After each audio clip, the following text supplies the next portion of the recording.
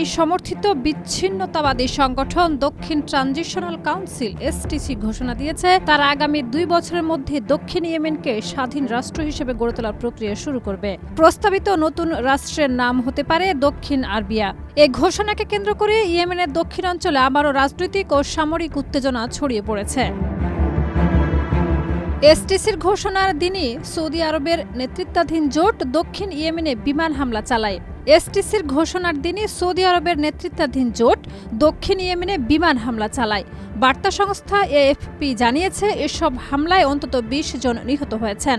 হাদ্রামাউত অঞ্চলের 2টি সামরিক ঘাঁটি, একটি বিমানবন্দর ও কয়েকটি সামরিক স্থাপনাকে লক্ষ্য করে এই অভিযান চালানো হয়। সৌদি জোটের দাবি, বিচ্ছিন্নতাবাদীদের সাম্প্রতিক সামরিক অগ্রযাত্রা ঠেকাতেই এই হামলা।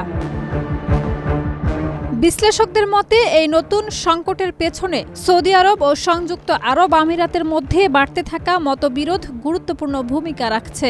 বিশেষ করে এসটিসির ভূখণ্ড দখলের প্রচেষ্টা দুই দেশের সম্পর্ককে আরও চাপে ফেলেছে। এসটিসির প্রেসিডেন্ট আয়দারোস আল জুবাইদি জানিয়েছেন স্বাধীনতা ঘোষণার আগে একটি রূপান্তরকালীন সময় থাকবে। এই সময়ে উত্তর ইয়েমেনের সঙ্গে সংলাপ এবং দক্ষিণ ইয়েমেনের ভবিষ্যৎ নির্ধারণে গণভোট আয়োজনের পরিকল্পনা রয়েছে।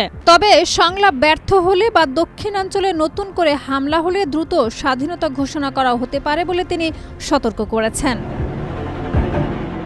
1967 থেকে 1990 সাল পর্যন্ত ইয়েমেন উত্তর ও দক্ষিণ 2টি আলাদা রাষ্ট্র ছিল। এসটিসির পরিকল্পনা বাস্তবায়িত হলে 3 দশকের বেশি সময় পর দেশটি আবারও বিভক্ত হওয়ার আশঙ্কা তৈরি হয়েছে।